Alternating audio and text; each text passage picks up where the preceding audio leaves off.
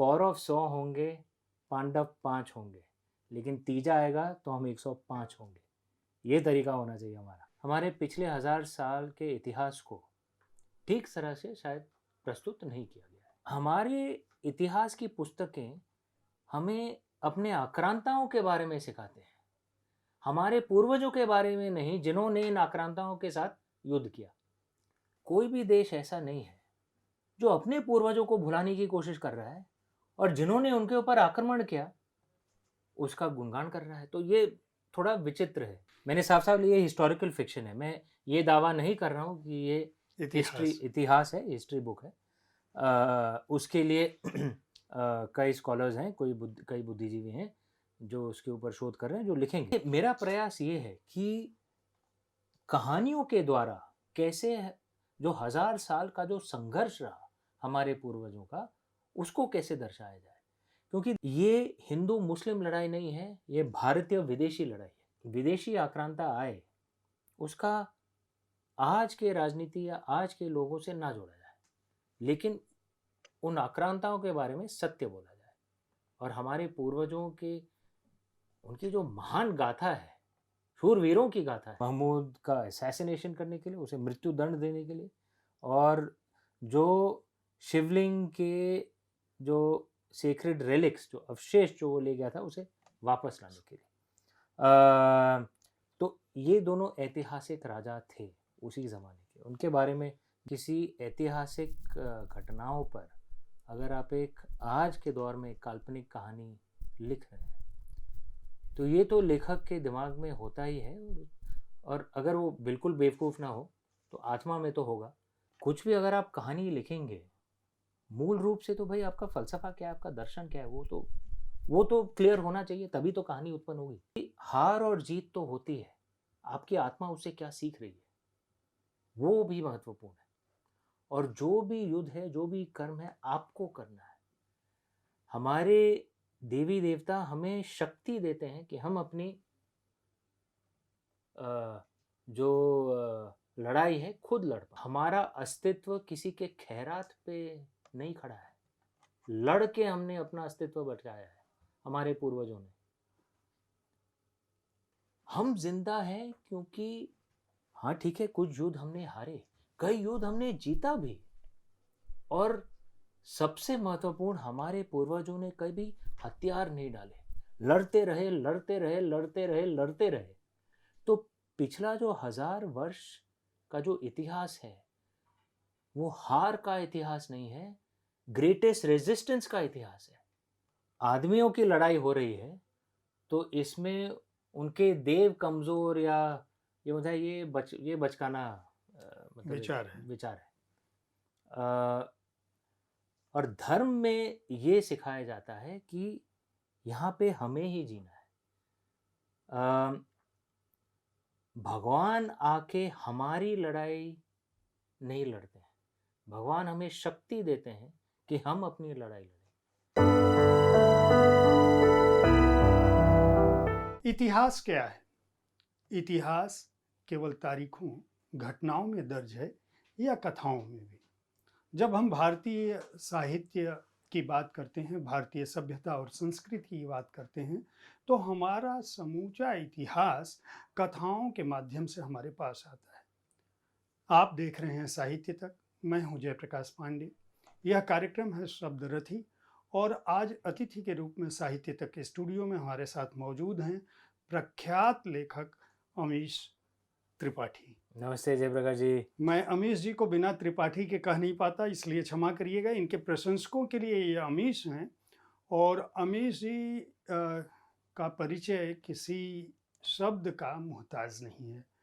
इनकी किताबें, इनका काम भारतीय वांग्मय को पहुंचाने की जो इनकी जिज्ञासा है, जो इनकी इच्छाएं हैं, जो आकांक्षा है, और जिस तरह से ये शब्दों के साथ साथ अब न केवल डिजिटल दुनिया में बल्कि बड़े पर्दे पर भी फिल्मों के माध्यम से, डॉक्यूमेंट्री के माध्यम से, पॉडकास्ट के माध्यम से लगातार प्रयास कर रहे हैं कि भारतीय संस्कृति के उस परिदृश्य को आपके सामने रख सकें जो आपकी स्मृतियों में तो है लेकिन धीरे धीरे भुला दिया जा रहा है।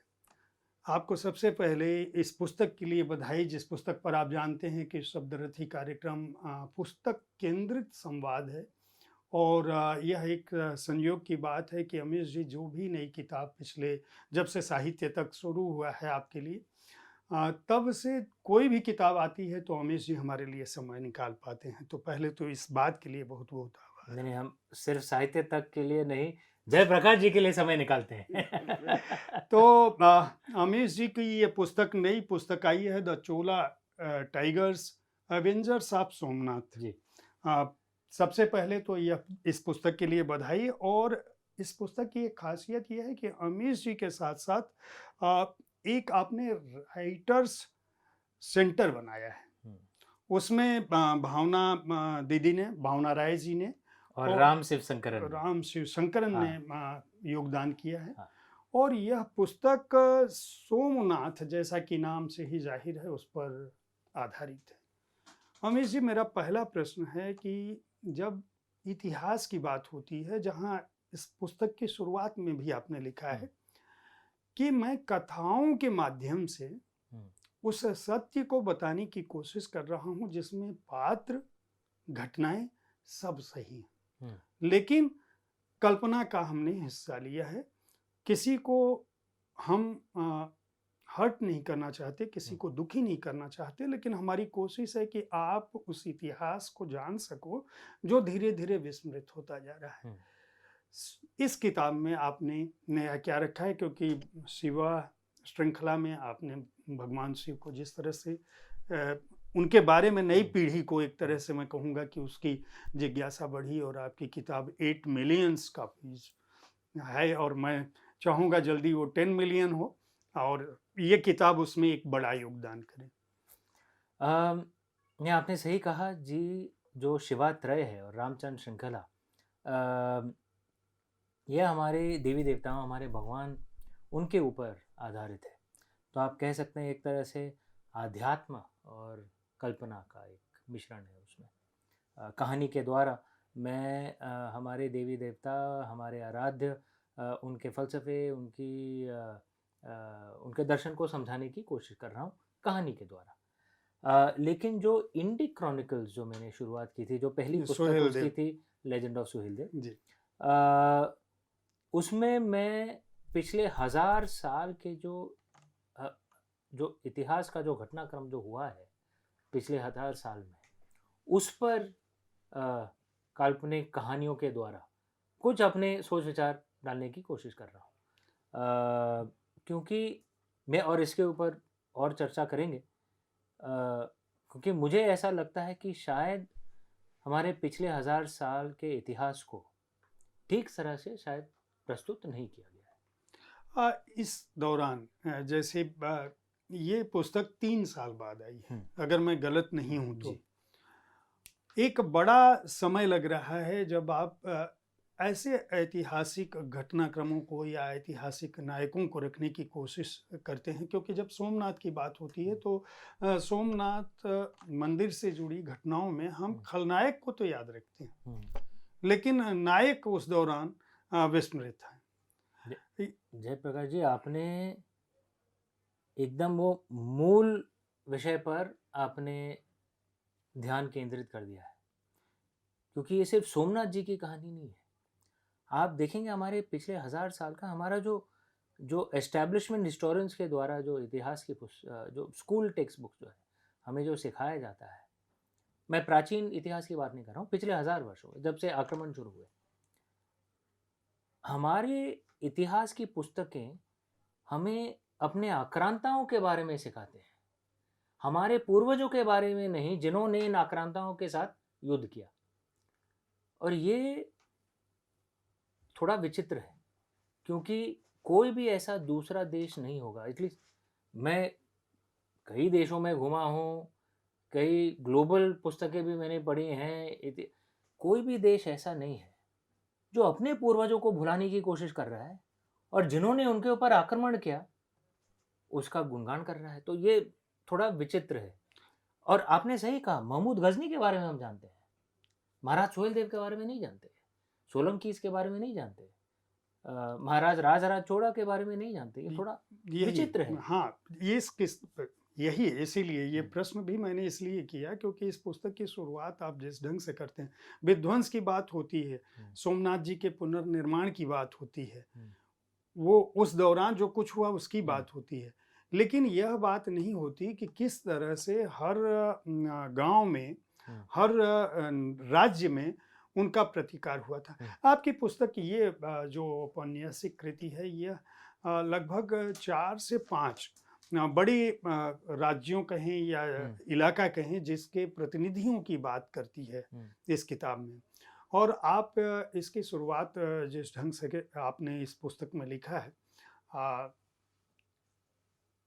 सोमनाथ मंदिर के साथ-साथ केवल उसकी समृद्धि की बात नहीं थी, केवल देवाधिदेव महादेव की बात नहीं थी, आपने छोटे जो उनके पुत्र हैं हम्म, उनका भी उल्लेख किया है। हम्म, मैं ये जानना चाहता हूँ कि इस पुस्तक के पीछे जो शोध रहा है, क्योंकि आपने सारी बातें कहते हुए कि मैं कल्पना के साथ लिख रहा हूँ, लेकिन आपने आखिरी जो पंक्तियाँ हैं इसकी भूमिका में आपने कहा है कि ये लगभग हमारी कोशिश है कि मैं उस कथानक को आपके सामने रख सकूँ जो घटा था। हम्म, भले ही इसमें कल्पना का मिश्रण है, हम्म, लेकिन इसके नायक, इसकी इसका प्लेस कोई भी उस तरह का नहीं है जो हम्म, काल्पनिक हो। हम्म, ये जो नायक हमारे हैं, इस पुस्तक में जो नायक हैं, सुहेलदेव जी के हम्म। बारे में जानते हैं, लेकिन इनमें जो अलग-अलग नायक हैं, इनको आपने तलाशा कैसे? उस दौर को कैसे किताब में इतने करीने से आपने रखा है कि इसको पढ़ते हुए अगर आप ये ना लिखें हम्म। कि ये काल्पनिक कथा है, तो हमें यही लगेगा कि हम इतिहास पढ़ रहे हैं। अरे नहीं जयप्रकाश जी, बहुत बहुत धन्यवाद आपका। लेकिन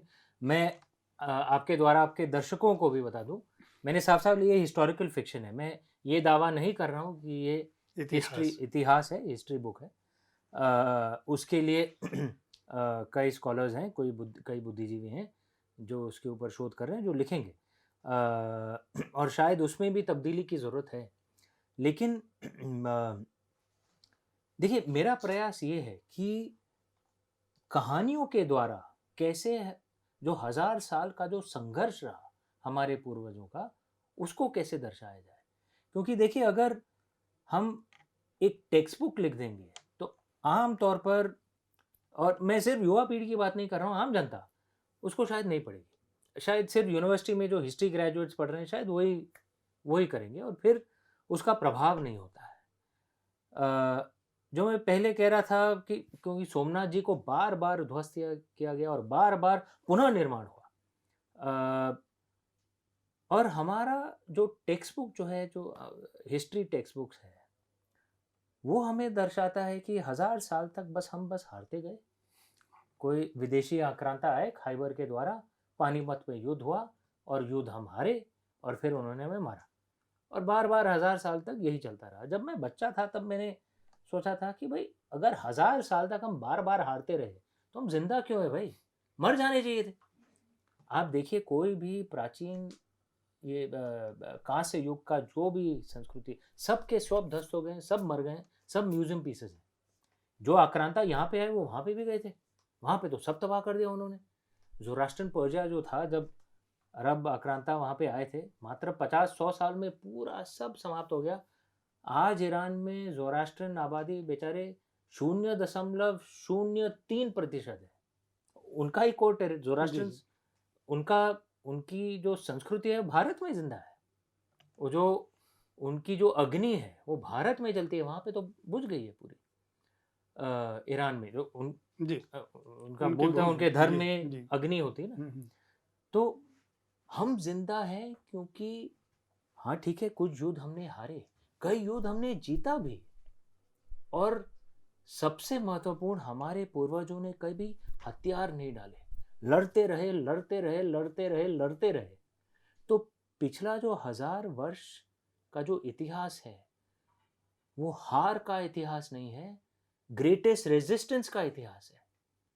हमारे पूर्वज कायर नहीं थे, सूरमा थे, शूरवीर थे, कभी हथियार नहीं डाले, लड़ते रहे, लड़ते रहे, लड़ते रहे, लड़ते रहे।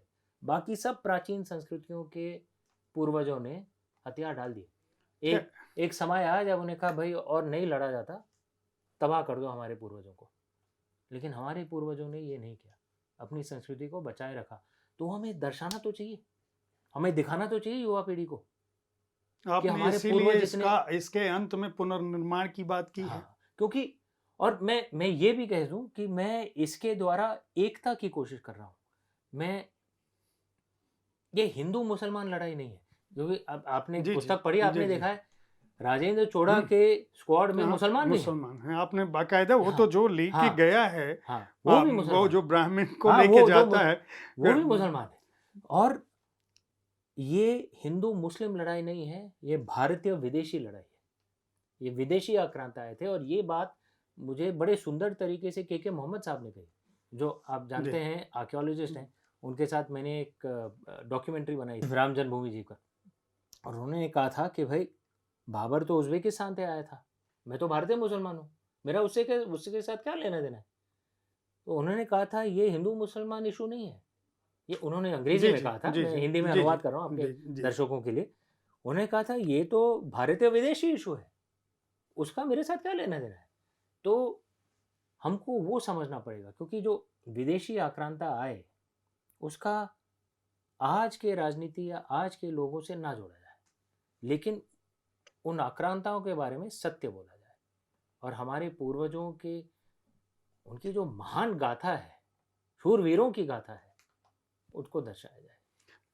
कौन-कौन से नायक चोला टाइगर्स जब आप कहते हैं तो चूँकि जैसा मैंने अपने दर्शकों को कहा, हमारी कोशिश ये है कि हम इस उपन्यास के बारे में ऐतिहासिक उपन्यास है उसकी उतनी ही चर्चा कर सकें जिससे आपकी जिज्ञासा जागृत हो और आप इस उपन्यास को खरीद कर पढ़ें। हाँ, प्लीज। एक एक बात और भी कहूँगा कि जयप्रकाश जी, हमारा रॉयल्टी चेक बचाने के लिए बहुत बहुत धन्यवाद। और एक बात और भी मैं कहना चाहूँगा कि यह उपन्यास भारतीय भाषाओं में भी आ रहा है। जी। इसकी भूमिका में ही अमीश जी ने जो आभार प्रकट किया है, तो आभार प्रकट में करने में बाकायदा उन प्रकाशक की टीम का भी नाम लिया है, जो भारतीय भाषाओं विशेषकर हिंदी में जो किताब को ला रही है। तो उसको पढ़ने के दौरान मुझे ये लग गया कि ये किताब बहुत जल्दी आ रही है। हाँ। तो निश्चित रूप से आपके पास हिंदी में भी पहुँचेगी और अन्य भारतीय भाषाओं में भी पहुँचनी चाहिए। जब भी मैं अंग्रेजी पुस्तकों पर अंग्रेजी के लेखकों से, अपने मित्रों से बात करता हूँ, तो बराबर इस बात का उल्लेख करता हूँ कि भारतीय भाषाओं में ज़रूर आनी चाहिए। मात्र 4-5 महीनों की बात है, बस बहुत जल्दी आ जाएगा। लेकिन अगर आप हिंदी अंग्रेजी और तमिल दोनों में। लेकिन आप अगर अंग्रेजी पढ़ते हैं तो अमीश जी की जो लैंग्वेज है उसके बारे में इनके प्रशंसकों को बताने की ज़रूरत नहीं है, लेकिन जो लोग अमीश जी को नहीं पढ़े हैं उनसे मैं ज़रूर अनुरोध करूंगा कि आप इस उपन्यास को पढ़ें। आपको बहुत सारे अलग डायमेंशन मिलेंगे। मैं ये जानना चाहूँगा कि अगर मैं ये पूछूं, हालांकि बड़ा ही अजीब सा प्रश्न है, उपन्यास में मेरी समझ से हर वह पात्र नायक है जिसने सोमनाथ जी को बचाने की, या जब आक्रमण हो गया था और मंदिर में जिस तरह से प्रतिकार के लिए वह प्रयास होता है, तो वो ब्राह्मण भी हो सकता है जो गणेश जी को लेके बाल गणेश, जिसके ऊपर आपने बड़ा ही आप जब इस उपन्यास को पढ़ेंगे तो आपको लगेगा कि मैं फिल्म देख रहा हूँ, क्योंकि शब्द चित्र से हैं, पूरी की पूरी घटनाएं आपके सामने आ जाती हैं। तो अगर मैं पूछूं अमीश जी कि इसमें नायक कौन है, कितने नायक हैं, तो आप किन लोगों का उल्लेख करना चाहेंगे जिनके बारे में कम से कम इस कहानी के माध्यम से, औपन्यासिक कृति के माध्यम से आप बताने की कोशिश कर रहे हैं कि इन नायकों को जान सको? देखिए, मूल रूप से तो महाराज राजेंद्र चोड़ा और उनके मित्र महाराज भोज परमार मालवा के, तो इन दोनों के द्वारा ये ये एक तरह से ये एक मंडल, ये एक स्क्वाड बना गजनी जाने के लिए, और महमूद का असैसिनेशन करने के लिए, उसे मृत्यु दंड देने के लिए, और जो शिवलिंग के जो सेक्रेड रेलिक्स, जो अवशेष जो वो ले गया था, उसे वापस लाने के लिए। तो ये दोनों ऐतिहासिक राजा थे उसी ज़माने के, उनके बारे में जानना बहुत ज़रूरी है। उनके अलावा जो सोलंकी और चाणक्य राजा थे, क्योंकि उन्होंने भी युद्ध किया था, तो उनके बारे में भी जानना ज़रूरी है। फिर स्क्वाड में कुछ कल्पना के द्वारा, कुछ इतिहास के द्वारा मैंने कुछ पात्र ऐसे बनाए हैं। तो उनमें से जनरल नरसिम्हन है, जो राजेंद्र चोड़ा के जनरल थे, जो इस स्क्वाड के एक तरह से एक नेता हैं, लीडर हैं। और फिर सोमेश्वर है, जो एक गुजराती मर्चेंट है।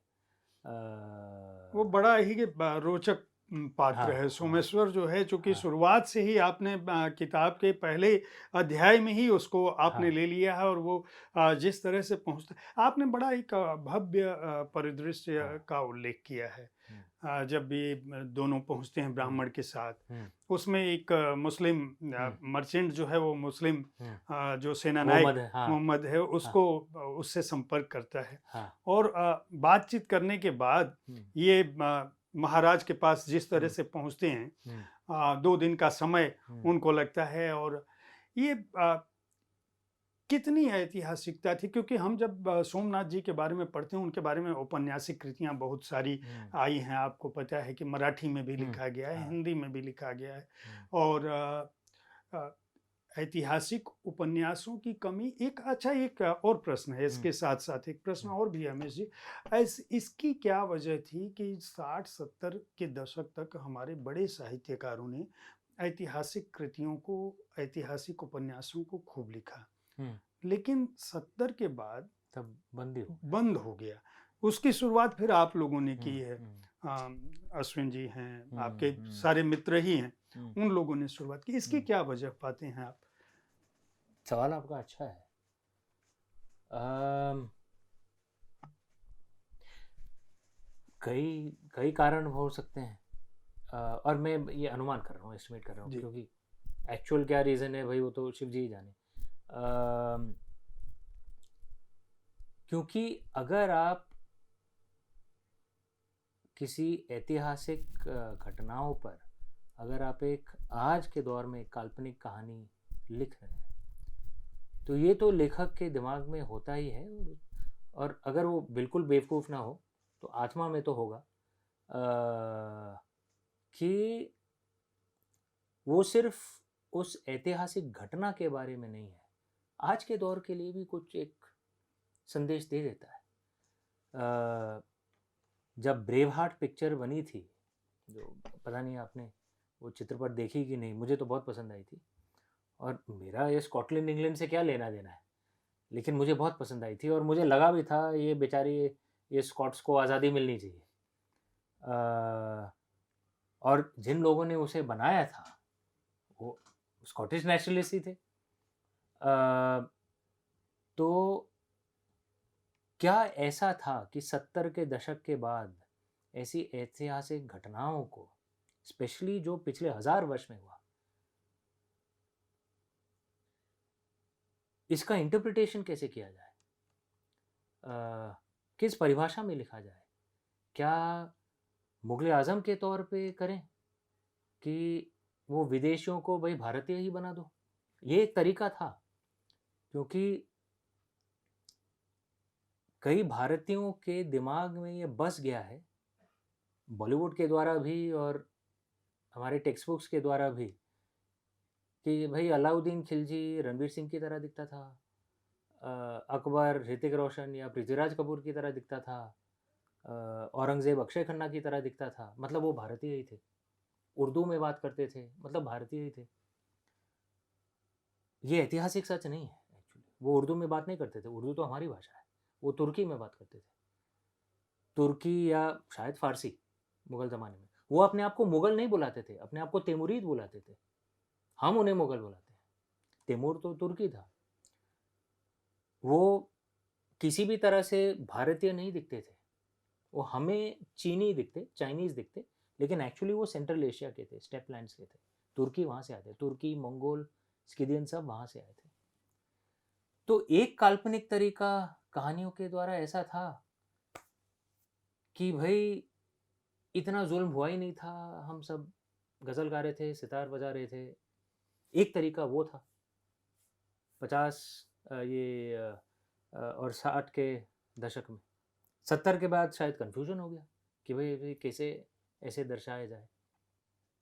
मेरे जहन में ये बात आती है कि आज़ादी के बाद जो इतिहासकार हैं जिन्होंने हमारी टेक्स्ट बुक की रचना की, अगर वो ब्रिटिश कॉलोनियल रूल को क्रिश्चियन इन्वेजन नहीं कहते हैं तो तुर्की कॉलोनियल रूल को इस्लामिक इन्वेजन क्यों कहते हैं भाई?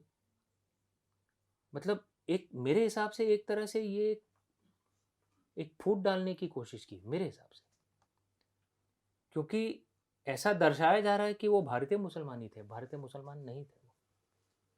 और जैसा फैज़ अहमद साहब ने भी कहा है, और उनके आप जानते हैं स्कॉलर हैं वो, कि तिमुरिद समय में जो जिन्हें हम मुगल कहते हैं, जी आगरा में कुछ हिंदुओं का तो कुछ हिंदू तो जा सकते थे, राजपूत जा सकते थे, लेकिन पसमानदा मुसलमान नहीं जा सकते थे।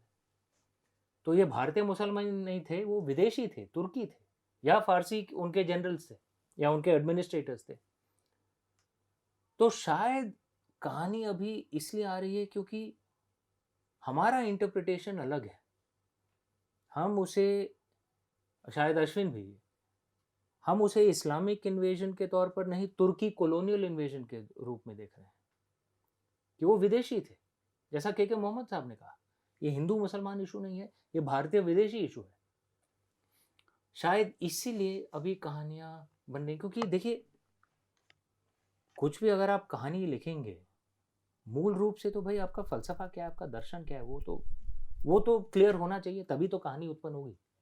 अमीश जी, ये एक थियोरी है मेरा, जी पता नहीं सच नहीं, हो ना हो। मैं इसलिए ये प्रश्न पूछा क्योंकि विक्रम संपत जी और आभास मलदैयार की पुस्तक पर भी अभी आपने लिखा है, हिटलर पर जो उनकी किताब आई थी, या बाबर पर जो पूरा उनका रिसर्च का काम है, वो एक जो नए, बाबरनामा का अनुवाद है वो। तो एक नए डायमेंशन के साथ इतिहास को रखने की कोशिश उन्होंने की है, और बहुत सारे तर्क दिए हैं जिसमें जैसे हिटलर वाली किताब में लिखा है कि भाई ये कहा जाता है कि जो दक्षिण पंथ है वो फांसीवादी है, लेकिन ऐसा नहीं है। नाजी से तो दोस्ती अरब वर्ल्ड की थी, हिटलर को एडमायर कर रहे थे और हिटलर का पोस्टर लगा रहे थे। मैं ये जानना चाहता हूँ कि क्या इस पुस्तक में आपने जो भारतीय मुसलमान हैं उनको, जो नायक थे चोल साम्राज्य के, या जितने 5 राज्यों को, अगर मैं गलत नहीं हूं तो आपने ये एक कोशिश की है कि पूरा लगभग मध्य भारत, मालवा तक आप आते हैं और पूरा दक्षिण सोमनाथ जी के लिए एक हो जाता है, और कहीं न कहीं एक हो जाता है, और फिर वो अपने स्वाभिमान, आत्मगौरव को वापस न केवल पाते हैं बल्कि पुनरुद्धार उस तरह से होता है जिसकी हमने कल्पना नहीं की है। हम जो इतिहास जानते हैं उसमें यह है कि मोहम्मद गजनी यहाँ से लूट के जा रहा था, रास्ते में वो बीमार हो गया। कोई कुछ कथाएं कहती हैं कि वो कुछ स्त्रियों को लेकर जा रहा था जिन्होंने उसको जहर दे दिया, मतलब मर गया। ऐसा नहीं है कि उसको युद्ध में हराया गया और वहां से लाया गया। कोई कहता है कि नहीं, शिव जी का कर्ज था और चूंकि उसने ये पाप कर्म किया था इसलिए वापस वो गजनी पहुंच नहीं पाया। इस तरह की कहानियां हैं। आप कह रहे हैं कि इतिहास नहीं है, लेकिन आपने जिस तरह से इसको लिखा है, वेशभूषा की बात अभी इसलिए भी मुझे ये बात याद आ गई कि इसमें आपने उसका भी वर्णन बहुत विस्तार से किया है। यानी किताब को पढ़ते समय ये पाया जा सकता है कि नहीं, ये आदमी बाहरी आक्रांता है और यह भारतीय है। उस पर भी आपने इतना ध्यान से इसको चित्रित किया है। इन सारी चीज़ों को खोजने में आपकी टीम और आपको कितना वक्त लगा, और इस तरह से आपने कैसे डिस्क्राइब किया कि ये आक्रांता है, इसका यह रंग रूप था, इसके जो सैनिक थे वो इस रंग रूप के थे, वो यहाँ नहीं पाए जाते थे, हमारे जो लोग थे वो इस तरह के थे। ये तो इतिहास की किताबों में है, क्योंकि कई तुर्की ऐतिहासिक पुस्तकें हैं, तारीख, मैंने ग्लॉसरी भी दिया है अंत में, तारीखी फरिश्ते, ऐसे कई हैं। और जो तुर्की जो थे, ये शायद हमें इतिहास में साफ साफ बताया नहीं जाता है, और जैसा मैंने कहा बॉलीवुड चित्रपट के द्वारा भी थोड़ा सा कन्फ्यूजन हो जाता है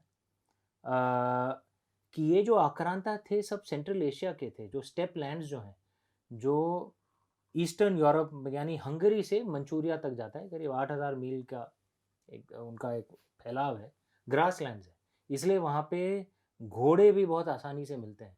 उनके लिए घोड़ों के लिए नेचुरल है, वो नेचुरल लैंड है उनके लिए। तो इसीलिए वहाँ पे घुड़सवार बहुत थे और घुड़सवार वो अच्छे थे, इस शायद इसलिए वो इतने युद्ध भी जीत जी। पाए तुर्की। तो तुर्की वहीं से आए थे और इन सब का आकार मंगोलॉइड था, चेहरा वैसा ही था। अ, और उनकी जो जीवन शैली है स्टेपलैंड्स की, उसके ऊपर तो बहुत शोध हुआ है, रिसर्च हुआ है। पैदाइश से वो नोमैड्स होते थे, और सिर्फ युद्ध का काम करते थे और कुछ नहीं। उनके जो घुड़सवार वगैरह वो तो उनकी बीवियां संभालती थी और वुल वगैरह का भी, लेकिन जो मर्द थे सिर्फ युद्ध करते थे, वो एक दूसरे से लड़ते रहते थे। और या जो सेटल लैंड्स हैं, भारत, चीन, अरब और यूरोप, उन पर आक्रमण करके लूट मार करके वापस चले जाते थे। तुर्की जो आए थे लूट मार करके राजा बन गए। पहले जो हुन आए थे, हुन भी सेंट्रल एशिया के ही भी थे। तो इनके ऊपर रिसर्च तो बहुत है। आप चाहें तो आप गूगल भी कर सकते हैं, और ये पुस्तकें तो आउट ऑफ कॉपीराइट हैं, तो आराम से आप पढ़ भी सकते हैं। आप इंटरनेट पे पढ़ें तो ये इलीगल नहीं है वो पुस्तकें। तो ये सब मैंने शोध किया था, रिसर्च किया था, टीम भी है। तो उसी के ऊपर जो जो आकार जो उनका, वो सब एकदम सत्य है, वो वैसे ही थे। अब मैं एक बिंदु पर आता हूँ। आपने एक प्रश्न उठाया जो सामान्य तौर पर हर व्यक्ति के मन में आता है, और जो लोग भारतीय अध्यात्म को नहीं जानते हैं या जो धर्म है हिंदू धर्म को नहीं जानते, उसकी मान्यताओं को नहीं जानते, उनके दिमाग में बराबर यह बात आती है कि हालांकि हमारे अपने ही विचारधारा और दर्शन ने, मैं इसके लिए ये नहीं कहूँगा कि इस्लाम या वामपंथ या किसी और विचारधारा ने ये मन में डाला, बल्कि हिंदू दर्शन अपने आप में इतना उदार और इतना परिष्कृत था कि ज्ञान और प्रज्ञा हमारे यहाँ सबसे बड़े बिंदु थे। और चारवाक हों या बौद्ध दर्शन हो, उनकी अपनी बहुत सारी भूमिका रही है। बहुत सारी तरह के विचारों में आर्य समाज सबसे आधुनिक तौर पर रहा है, कबीर जी रहे हैं। आपने सभी के मन में, जो इस तरह के लोग हैं जो सनातनी नहीं हैं, उनके मन में एक प्रश्न आता है कि अगर ईश्वर हैं तो वह अपनी रक्षा क्यों नहीं कर सके, अपने मंदिरों की संरक्षा क्यों नहीं कर सके। हालांकि आपकी यह कृति और आपकी पहले की भी कृतियां इस बारे में बहुत सटीक उत्तर देती हैं। इसमें भी आपने उसका वर्णन किया है कि क्या वजह थी जब वो जो लोग मंदिर की संरक्षा में लगे थे, जब गजनी आकर महमूद जो है वो आकर तोड़ता है उसको, तो वो क्या कहते हैं। मैं चाहूँगा इसके बारे में आप स्वयं दर्शकों को बताएं कि किस तरह से जिन लोगों की आस्था थी वह इस आक्रमण को, उस मंदिर के ध्वंस होने को भी यह नहीं मानते हैं कि ईश्वर उनके साथ नहीं है, बल्कि उसको ये मानते हैं कि ईश्वर परीक्षा ले रहा है हमारी आस्था की। देखिए, इसमें कई कारण हैं, और ये अगर कहें कि कोई भी अगर कौम हार जाए तो उनका खुदा कमज़ोर है, ये तो, क्योंकि भाई इतिहास में आप देखें तो हर कौम कभी ना कभी जीता है, कभी ना कभी हारा है। तो मेरे हिसाब से ये देखना कि भाई आदमियों की लड़ाई हो रही है, तो इसमें उनके देव कमज़ोर या ये मतलब ये बचकाना मतलब विचार है। विचार है। और धर्म में ये सिखाया जाता है कि यहाँ पे हमें ही जीना है। भगवान आके हमारी लड़ाई नहीं लड़ते हैं, भगवान हमें शक्ति देते हैं कि हम अपनी लड़ाई लड़ें। नहीं तो अगर ये होता कि भगवान खुद आके लड़ेंगे तो फिर महाभारत की जरूरत क्या थी? कृष्ण भगवान ऐसे ही बस बोल देते, बस समाप्त, सब वहां पे। अगर ये होता तो फिर लीला कैसे होता, और अगर लीला नहीं होता तो हम सीखते कैसे? क्योंकि धर्म में ये सिखाया जाता है कि हार और जीत तो होती है, आपकी आत्मा उससे क्या सीख रही है वो भी महत्वपूर्ण है। और जो भी युद्ध है, जो भी कर्म है, आपको करना है। हमारे देवी देवता हमें शक्ति देते हैं कि हम अपनी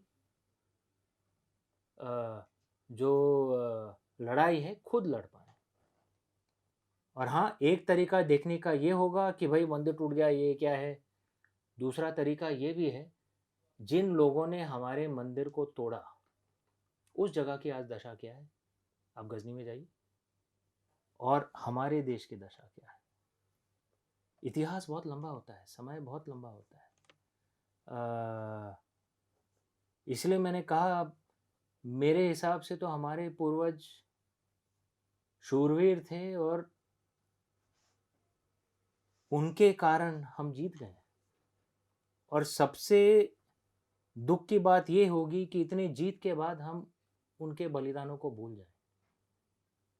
किसी ने, मतलब हमारा अस्तित्व किसी के खैरात पे नहीं खड़ा है, लड़ के हमने अपना अस्तित्व बचाया है हमारे पूर्वजों ने। अगर मंदिर टूटा तो पुनः निर्माण हुआ, फिर टूटा फिर निर्माण हुआ। अगर कोई संप्रदाय हार गया तो दूसरा संप्रदाय खड़ा हो गया, लड़ते रहे लड़ते रहे लड़ते रहे लड़ते रहे। मेरे हिसाब से सीख ये है, क्योंकि अगर आप उस विचारधारा में चले जाएं कि भाई आपका कौम हार गया मतलब आपका खुदा कमज़ोर है, ये बहुत बचकाना है।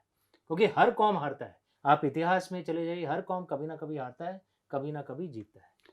अमेश जी, ये बताइए कि आपकी की सारी कृतियाँ शब्द चित्र की तरह से हैं। मैंने अपने दर्शकों को भी कहा और दर्शकों को ये पता भी है, जो भी आपके प्रशंसक पाठक हैं, मुझे कहने की ज़रूरत नहीं, 8 मिलियन कॉपीज़ बताती है कि आपके पाठकों का एक बड़ा वर्ग है और युवा पीढ़ी विशेषकर, और जो बुजुर्ग हैं, दोनों ही। मध्य वर्ग ज़रूर कामकाज के बीच में फँसा हुआ है, लेकिन जो मध्य वय है, लेकिन युवाओं के बीच आपकी लोकप्रियता जस की तस है। जो बुजुर्ग लोग हैं, उनके दिलों में भी आपकी एक जगह है। और आप अपनी कृतियों में शब्द चित्र खींचते हैं, यानी उन पर फ़िल्में बहुत आसानी से बन सकती हैं। अब आप स्वयं फ़िल्म निर्माण के भी क्षेत्र में जुड़े हैं। यह एक परफेक्ट औपन्यासिक कृति है सिनेमा के लिए, जो बड़े स्केल पे बनाई जा सकती है और मेगा हिट भी होगी। शब्दों की दुनिया को बचाने के लिए आपकी ऐसी कोशिश क्यों है कि आप हर अपनी बड़ी कृति को किताब के माध्यम से पहले ला रहे हैं? फिल्मों में उसको उतारने की बात आप बाद में सोचते हैं या दूसरे लोग सोचते हैं, उस पर फिल्में बनेंगी, नहीं बनेंगी, वो अलग बात है। लेकिन आप उसको, अपने विचार को सबसे पहले कोशिश करते हैं कि ये किताब के माध्यम से आ सके। इसकी क्या शायद वजह? शायद भावना जुड़ी हुई है हमारी लेखन की जगत से। युवा पाठकों का प्रेम है, बुजुर्गों का आशीर्वाद है कि पुस्तकें चलती रहती हैं और अच्छी चलती रहती हैं, वो सब। लेकिन चित्रपट में कब तब्दील आएगी? भाई मेरा मानना है कि शिव जी का जब आशीर्वाद होगा तब बन जाएगी। हर हर हर पुस्तक की का अपना एक हर पुस्तक अपनी एक किस्मत लेके आता है। लेकिन हाँ, मूल रूप से मुझे पुस्तक लिखने में मज़ा आता है। तो ऐसा नहीं कि मैं चित्रपट की आशा नहीं रखता हूँ। बनेगी, जब शिव जी चाहेंगे तब बनेगी। लेकिन हाँ, मूल रूप से मुझे लेखन में मज़ा आता है, शायद इसलिए मैं शब्दों में लिखता हूँ। हमें ये बातचीत करने के लिए बहुत बहुत आभार। और जैसा कि मैंने अपने दर्शकों को कहा, आप इस कार्यक्रम को देखते रहिए, इस कार्यक्रम के बारे में अपनी राय से अवगत कराते रहिए। The Chola tigers avengers of Somnath को हार्पर कॉलिन्स ने प्रकाशित किया है। 499 रुपये इस पुस्तक का मूल्य है और 455 छप्पन इसकी पृष्ठ संख्या है, जिसमें बहुत सारे भले ही अमीश जी कह रहे हों कि ये एक काल्पनिक कृति है, लेकिन यह निश्चित रूप से आपको सोमनाथ, उस दौर, उस कालखंड में जो भारतीयों का साहस है और जिस तरह से उत्तर भारत दक्षिण भारत को बांटने की बातें होती हैं, या जाति और संप्रदाय में हमारे समाज को बांटने की बात होती है, अमीश जी की बातचीत से भी यह आपको संकेत मिला होगा। और इस उपन्यास में भी यह बात है कि दरअसल ये लड़ाइयाँ जिनकी हम बात करते हैं, इतिहास जिनकी हम बात करते हैं, जो हमारे सामने सही रूप में नहीं आया है, वह दरअसल आक्रांताओं का ही नहीं रहा है, बल्कि हमारे अपने नायकों का भी रहा है। और इस बिंदु पर जब भारत और भारतीयता की बात आती है, तो न केवल कोई दक्षिण का नहीं है, कोई उत्तर का नहीं है, कोई पूरब का नहीं है, कोई पश्चिम का नहीं है, बल्कि हिमालय से लेकर कन्याकुमारी तक एक है। इस उपन्यास का भी यही संदेश है कि आप अपने नायकों को जान सकें और उस भारत को पहचान सकें जो भारत महान था, महान है और महान महान रहेगा। रहेगा। जयप्रकाश जी, इसमें एक अच्छा लाइन है, आपकी जी, अवश्य। अनुमति हो तो हाँ, मैं कह दूं। अवश्य, निश्चित हो। इसमें एक अच्छा लाइन है जो कहा गया है कि कौरव 100 होंगे, पांडव 5 होंगे, लेकिन तीजा आएगा तो हम 105 होंगे। ये तरीका होना चाहिए हमारा। बहुत बहुत आभार। अगले सप्ताह फिर मिलते हैं। जरूर इसको खरीदें, the Chola tigers Avengers of Somnath को। यह पुस्तक आपको समृद्ध करेगी हर रूप में। बहुत बहुत धन्यवाद। धन्यवाद।